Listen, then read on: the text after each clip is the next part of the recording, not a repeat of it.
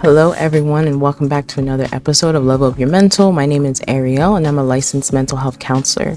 Today, I wanted to talk about communication, and I have a quote here that I'm going to read, and it says, "Communication is the bridge between confusion and clarity."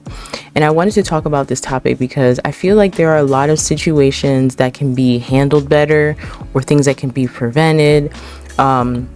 Or even just relationships that can do a little bit better if people just learn how to communicate effectively.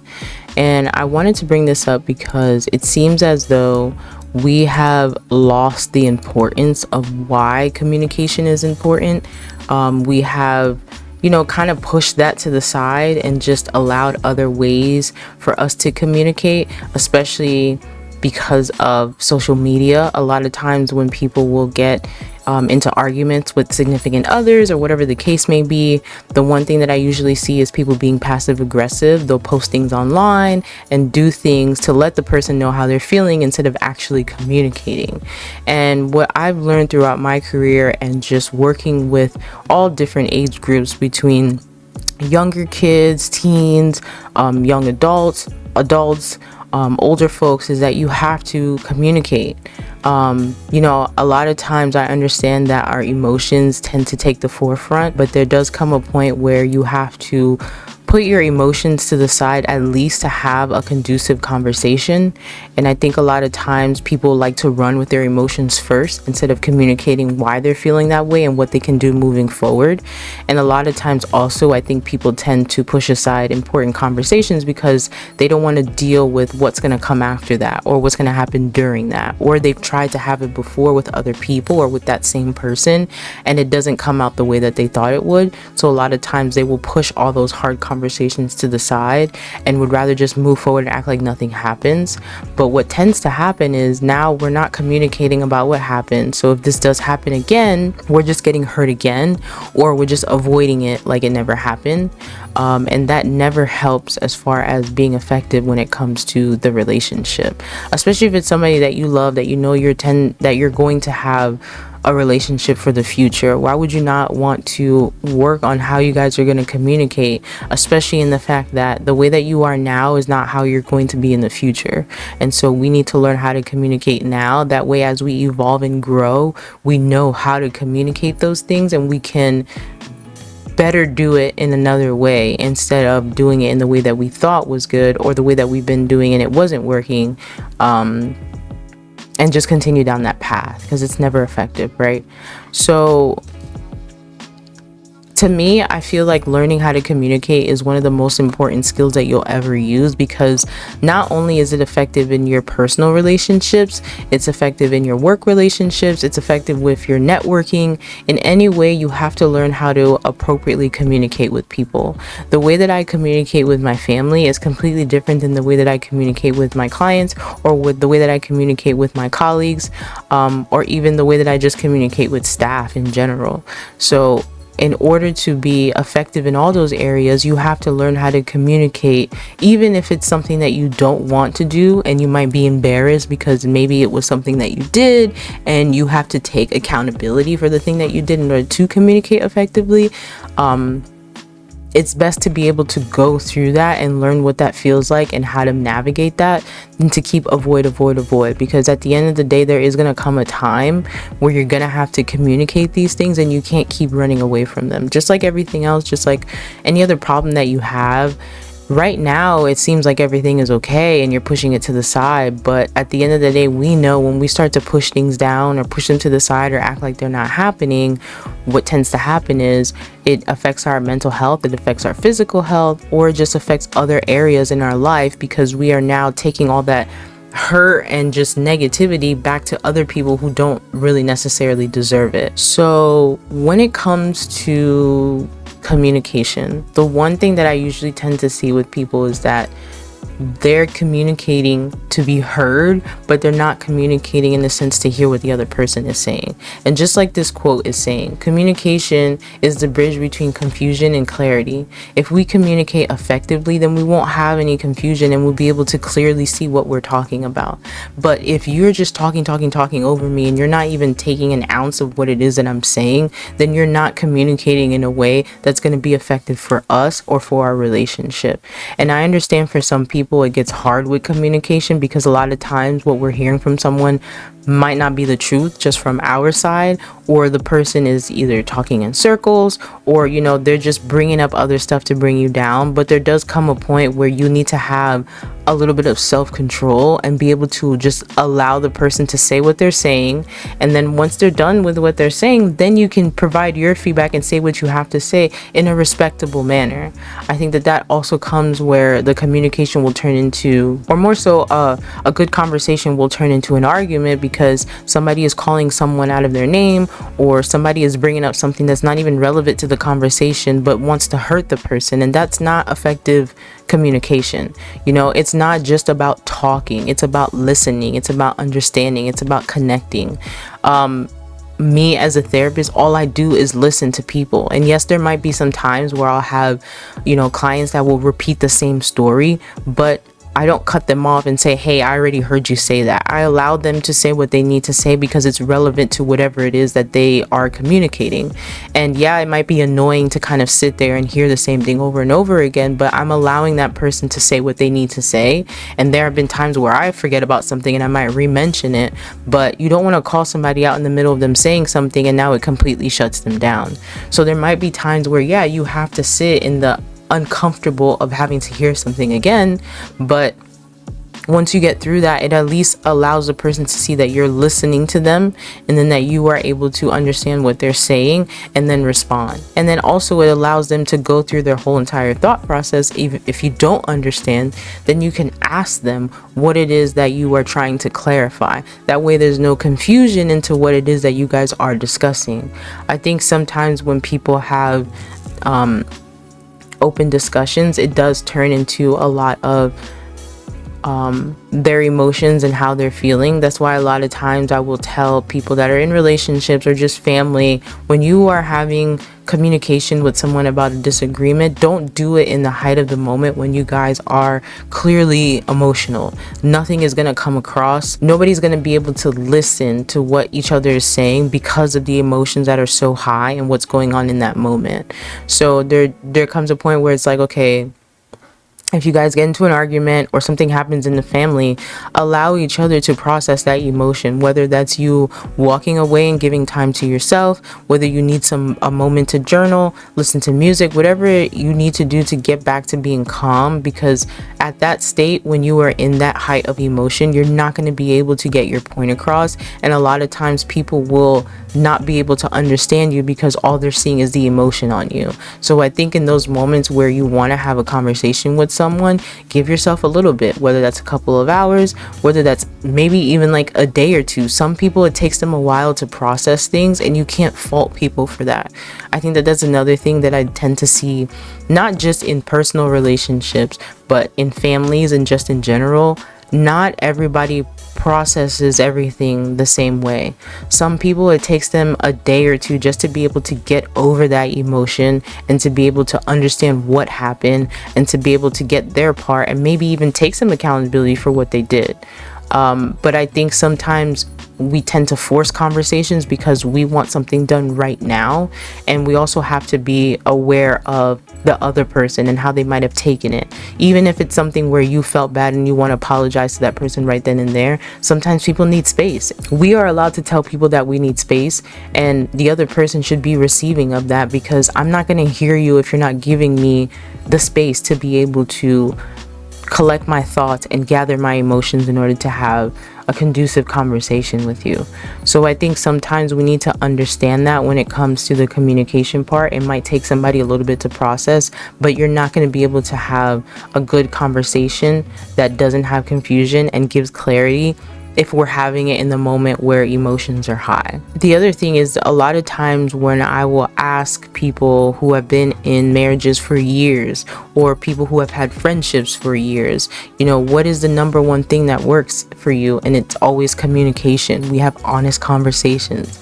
Even if it might hurt that person's feeling, we're able to have an honest conversation about what happened and what to do moving forward. Sometimes, when it comes to having honest conversations, I think a lot of times people don't want to have honest conversations because they don't know what emotions are going to come up. They don't want to be embarrassed. Some people have a hard time with taking accountability because they don't want to seem like they're in the wrong. And a lot of times people tend to avoid honest conversations by joking and by taking things in a laughing manner because of not being able to deal with those raw emotions, and because that's not something that they're used to. I think sometimes people tend to forget that we all come from different backgrounds and different walks of life. So the way that you handle conflict in your family and your relationships is different, might be different in the way that I handle conflicts and, communication and things like that. So the way that you have interpreted communication might be different to your partners, and sometimes your partner might need a second in order to communicate. And if you keep hounding at them to have a conversation and they're not ready, it's not going to come across as genuine or be able to give that person a safe space to be able to be honest with you. So I think what I've learned in my own relationship and with friends is that it's better to have that honest conversation when you're ready and when that person is ready, than to act like nothing ever happened and just keep moving forward. Because what's gonna happen is, in the long run, you're gonna run into other situations that might be just as difficult, or something even small, something minute that you weren't able to overcome in the past, and now you're back in that cycle again where you're not communicating effectively to get to a solution of the problem. A lot of times embarrassment is a big thing for people, so they would rather not talk about something. But at the end of the day, we all get embarrassed at times. We all have emotions to deal with, but that shouldn't stop us from being able to have an honest conversation with somebody that we love and care about. That person should be able to see you inside and out and understand when you're hurt, when you need to communicate, when the both of you need to communicate that there's something wrong, and be able to do that as far as moving forward. So I think, like others have said, yes, communication is important when it comes to all relationships, because that's really what we have. And I think a lot of times too, like I said before, technology and social media has really affected how communication is translated, because a lot of times the way that I send something to somebody in a text could come across completely different than I actually would mean it if we were talking in person.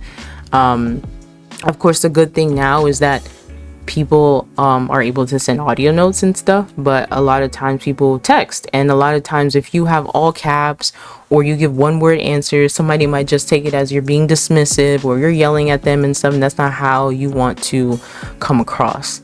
That's why I always suggest to people, if you're going to have an important conversation with someone and you want to make sure that there's no confusion and that there's clarity, it's best to have conversations in person, or at least maybe even have the conversation on FaceTime.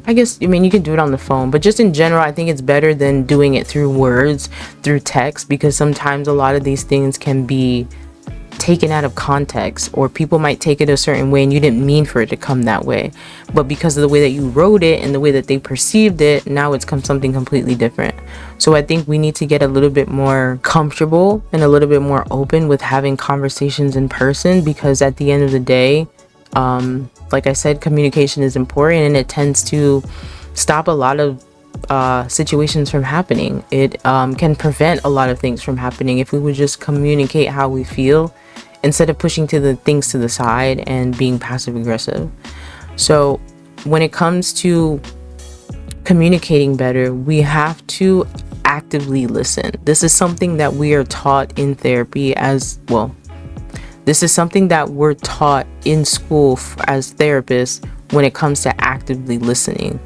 When it comes to actively listening to someone, you should not be fiddling with your phone, looking at your watch, looking the other way, playing with other things. You should be able to look at the person, even maybe you're a person who can't deal with eye contact, look at their chin, look at something, at least show the person that you're giving them eye contact. Because what tends to happen is somebody could take you checking your phone real quick or you looking outside as you not paying attention. And rightfully so, everybody has their way of interpreting things, but I do think that at least giving somebody eye contact and actively listening to what they're saying is important. And along with that, clarity and tone, the way that you say things, sometimes for people when they get into arguments or disagreements, they'll tell you it's not what you said, it's how you said it.